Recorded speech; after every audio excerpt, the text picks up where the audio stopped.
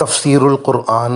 آج کا سبق سورہ آل عمران آیت نمبر 160۔ اعوذ باللہ من الشیطان الرجیم، بسم اللہ الرحمن الرحیم۔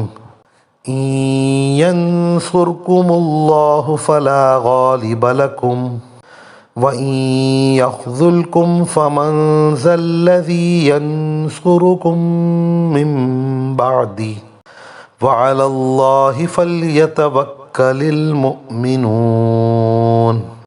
ترجمہ: اگر اللہ تمہاری مدد کرے تو کوئی تم پر غالب آنے والا نہیں، اور اگر وہ تمہیں تنہا چھوڑ دے تو کون ہے جو اس کے بعد تمہاری مدد کرے؟ اور مومنوں کو چاہیے کہ وہ اللہ ہی پر بھروسہ رکھیں۔ اس آیت شریفہ میں اللہ پر توکل کرنے کا حکم دیا، اور ساتھ ہی یہ ارشاد فرمایا کہ کسی قوم پر غالب ہونے کے لیے اللہ تعالیٰ کی مدد ہی اصل چیز ہے۔ قلت اور کثرت اسباب سے اس کا حقیقی تعلق نہیں ہے۔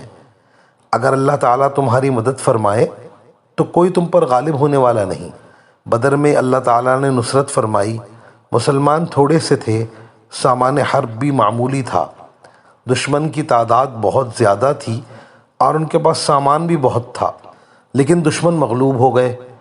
پھر فرمایا کہ اگر اللہ تعالیٰ تم کو مدد کے بغیر چھوڑ دے تو کون ہے جو تمہاری مدد کرے؟ اور واقعہ احد میں یہ بات کھل کر سامنے آ چکی ہے۔ حاصل یہ ہے کہ مدد اور نصرت کے لیے ہمیشہ اللہ کی طرف رجوع کریں اور اسی سے مدد طلب کریں اور اسی پر توکل کریں۔ وآخر دعوانا ان الحمد للہ رب العالمین۔